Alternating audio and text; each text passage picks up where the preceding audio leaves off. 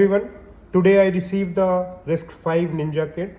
This is developed in collaboration of MetaVLSI with ISA and contains a CDAC Aries V3 board.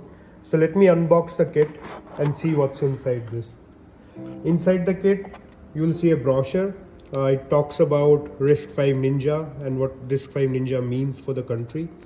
And you can register your kit. There is a link here, www.metavlsi.com/register-kit. It contains a USB to USB-C wire. I am guessing this is to connect to the Vega board. And there are jumper wires. There is a breadboard to make all the connections. So let me see the Vega board, how it looks like. The board is beautifully designed. There is Vega processor logo. There is Ministry of Electronics, Information and Technology government logo. There is CDAC logo. Let me unbox this and see how what the inside looks like. Inside there is green color Aries Vega board, and the USB-C wire goes here.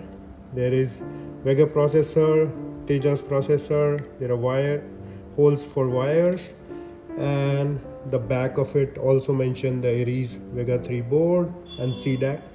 It is connected, it can be connected using the USB-C wire to USB to your laptop or computer. There is also another item in the kit here.